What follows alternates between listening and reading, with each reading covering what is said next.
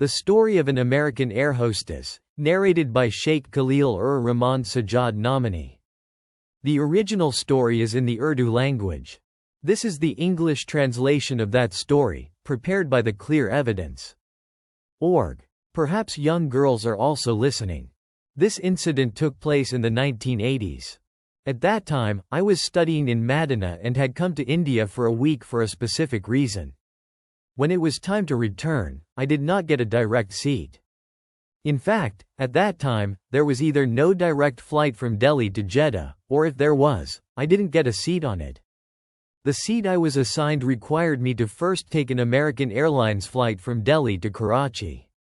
From Karachi, I had to switch flights to reach Riyadh, and then from Riyadh, I had to take another flight to Madinah.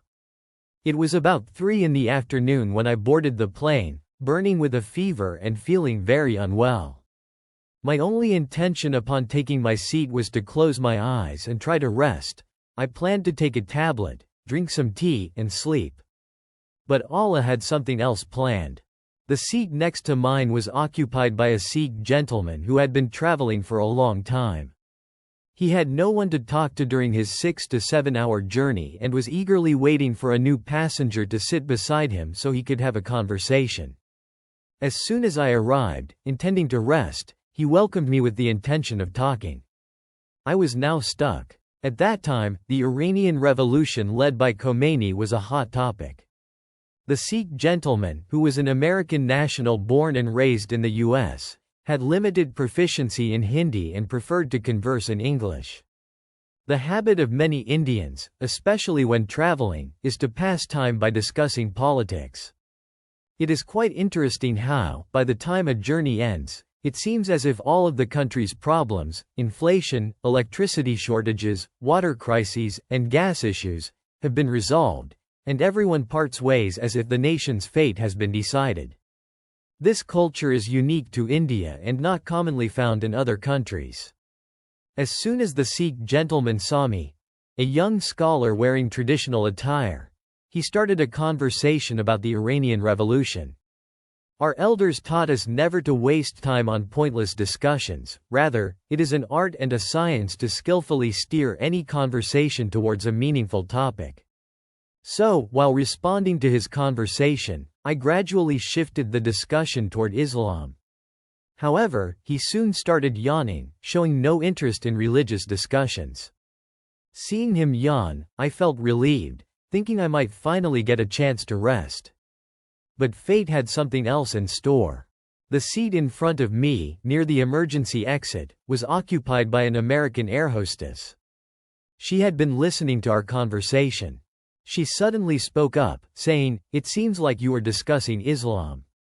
May I join in and ask a few questions?" I agreed and told her she could ask anything, and if I knew the answer, I would respond. She said she had been studying Islam for a year. While she found certain aspects appealing, some things were confusing and difficult to understand. She then asked, "What exactly is the concept of veiling, hijab? Haven't you imprisoned half of your population, your women, by imposing this practice? May Allah guide people to wisdom." Our elders taught us to never respond to a question impulsively.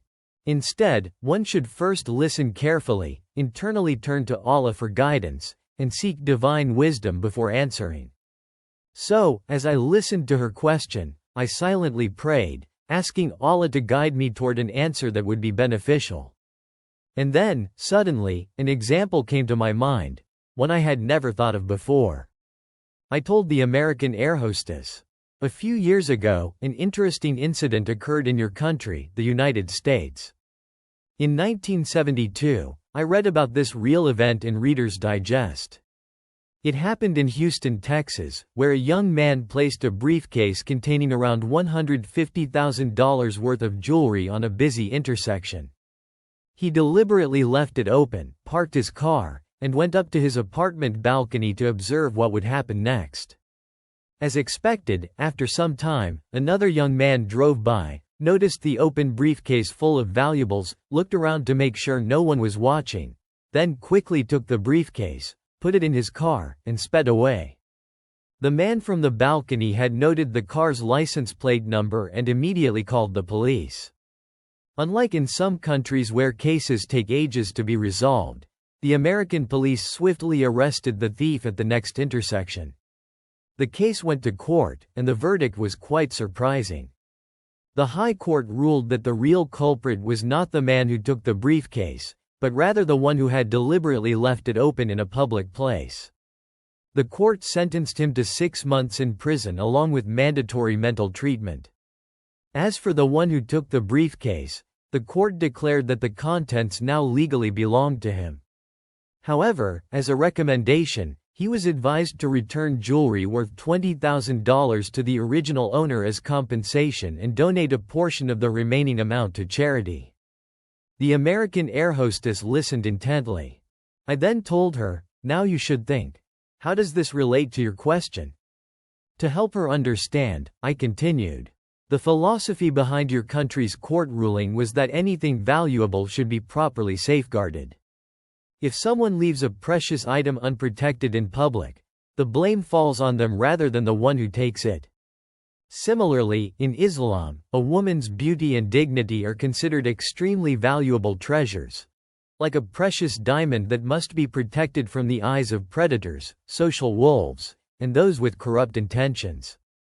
If a woman exposes herself in public, then according to the same principle followed by your court, the real fault does not lie with the man who misbehaves, but with the woman who presented herself in an unguarded manner.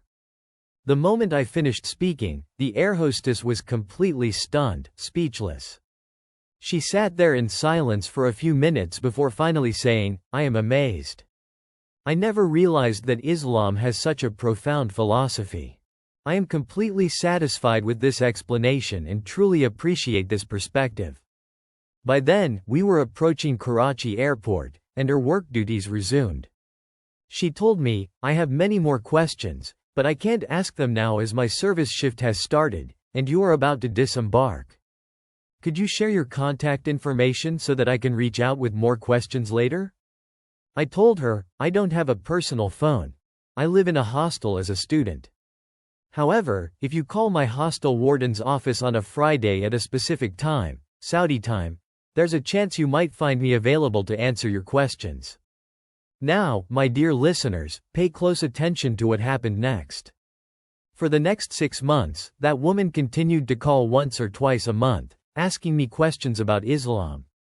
I did my best to provide answers, despite my limited knowledge. Then, one Friday, she called and said, "Today, I am not calling to ask any questions. I am calling to share good news. I have just embraced Islam, and my new name is Fatima."